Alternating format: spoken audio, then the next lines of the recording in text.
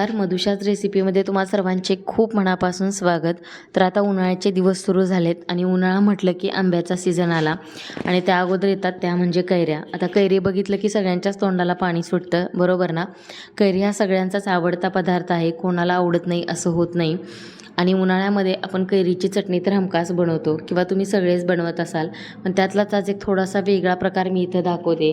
गॅसचा किंवा इंडक्शनचा वापर न करता एकदम परफेक्ट अशी कैरीची चटणी आपण बनवणार आहोत। तर इथे मी 2 कैऱ्या घेतल्यात। या कैऱ्या फार अशा आंबट नाही आहेत, पण जर तुमच्याकडे आंबट कैऱ्या असतील तर त्याच वापरा। तर इथे कैरीची साल काढून मी कैरी छान अशी मोठ्या आकारामध्ये कट करून घेतली। जर तुमच्याकडे तुम्ही ही जी कैरी आहे ती किसून वापरली तरीसुद्धा चालेल।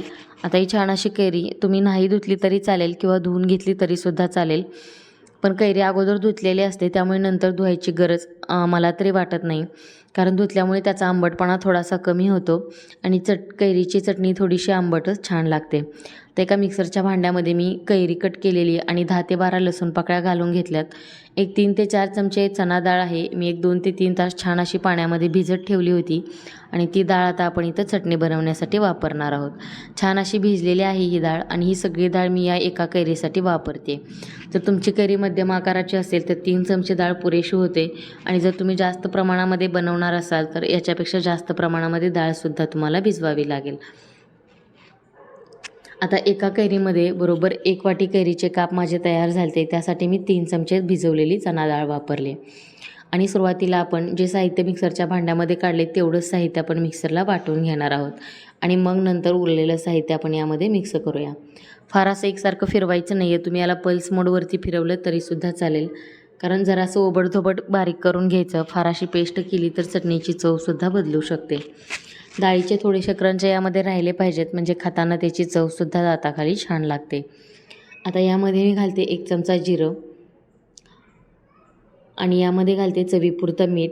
जर तुम्हाला जिरं आता यामध्ये घालायचं नसेल तर तुम्ही या चटणीला तडकासुद्धा देऊ शकता आणि त्यामध्ये जिरं मोहरीची फोडणी वापरू शकता, पण इथं मी तडका देणार नाही आहे। अगदी साध्या पद्धतीने मी इथं चटणी बनवली, त्यामुळे मी जिरं चटणी बारीक करतानाच यामध्ये घातले। आता मी इथं 1.5 चमचा लाल तिखट वापरले आणि 1 मध्यम आकाराचा कांदा मी कट करून घेतला आहे, तो घातला आहे। कांदा शक्यतो शेवटी घालायचा, म्हणजे चटणीला पाणी सुटत नाही आणि चटणी सैलसरसुद्धा होत नाही। आता परत एकदा हे मिश्रण छान असं मिक्स करून घेऊयात।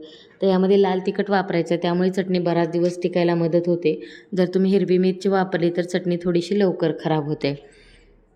हे बघा, एकदम मस्त अशी कैरीची चटणी आपली तयार झाली आहे, अगदी परफेक्ट तयार झाली आहे, तुम्ही बघू शकता। फार अशी सैलसर नाही किंवा फार अशी घट्टसरसुद्धा झालेली नाही आहे। या स्टेजला तुम्ही यामध्ये मीठ किंवा तिखटाचं प्रमाण बरोबर आहे का नाही ते चेक करू शकता।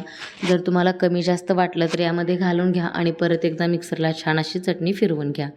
आता ही चटणी फ्रीजमध्ये एक 10 ते 15 दिवस आरामात टिकते आणि जर तुमच्याकडे फ्रीज नसेल तरीसुद्धा 4 ते 5 दिवस ही चटणी व्यवस्थित टिकते, अजिबात खराब होत नाही।